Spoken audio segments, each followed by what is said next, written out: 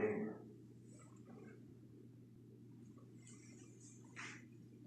Eat, drink, and be merry. He says, the rich man says to himself.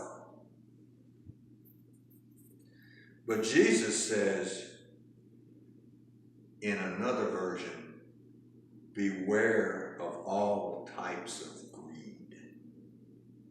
All types of greed. Not just covetousness, all types of greed. When I read that, that's from Luke today, that's the part that jumped out at me. How many types of greed can there be? Oh, with a little study and reading, quite a few.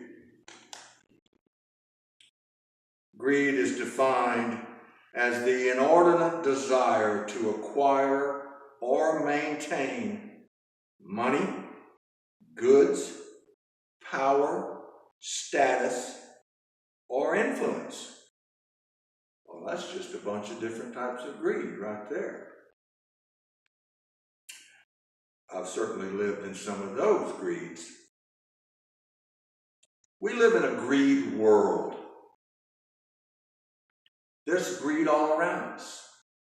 Eskimos live in a snowy world, but they have many names for many different types of snow. Not just snowflakes, types of snow. The only time I know in Louisiana is wet snow.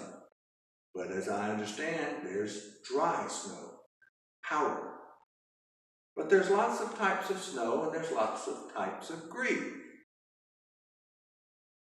You know, if you ask someone to define greed, they will probably pick one. We're kind of like fish. We're swimming around in water. But if fish could talk, and you ask them, tell me about water, they would tell you specific things about the water.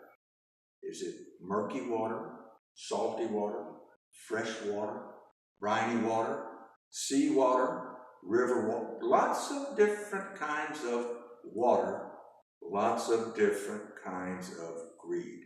And we in our society live in a virtual sea of greed. As a matter of fact, it's just overlooked.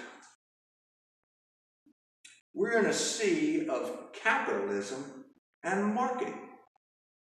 Now, for some of us who remember Father Ken Cooper, he used to speak often of Madison Avenue and IBM.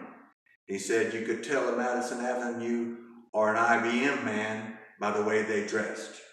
But when he would speak of Madison Avenue and the advertising culture for products in America, it was nice, but it was a little bit condemning of the materialism that it enhanced. He knew that marketing and advertising was luring us in our natural tendencies, luring us away from our dependence upon God through Jesus Christ. It's important to remember that greed is one of the 7 deadly sins. Types of greed, modern types.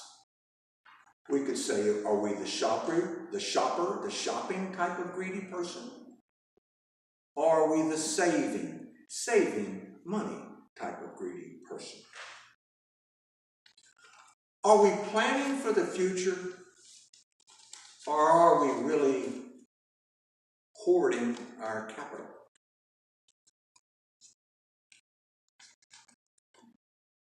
Are we trusting? What are we trusting in? Are we trusting in our net worth, our 401k, our inheritance? How many of us remember the movie from the 70s or 80s called Caddyshack? And in Caddyshack, they had this song that Kenny Loggins would sing. And the little little squirrel would do his little dance, his little mole would dance about the hole. And the catchy line was, I'm all right. Don't you worry about me. I'm okay. You see, most of us throughout our working life are trying to get okay, all right. Financially, that's the way our efforts are directed. On a more sophisticated note, Eric Fromm's said that greed is a bottomless pit and it never reaches satisfaction. So, do we desire our relationship with Jesus like that? Are we swimming in an ocean of Christianity and relationship with Jesus, with the Holy Spirit in us? Do we have that kind of desire? Psalm 1 today said, focus on God. Ecclesiasticus said, don't trust wealth. Don't even trust evilly acquired wealth to take care of you. And Jesus said, beware of your greed, all types of your greed. We are careful with our money, especially in our retirement years. We're prudent. But where does prudent planning become a form of idolatry, of being possessed by our possessions and security? Think on that. I certainly did this morning.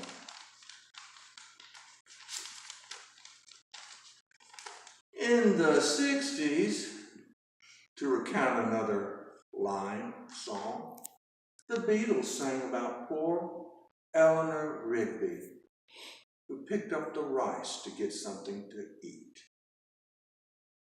A kind of a lonely person in her poverty.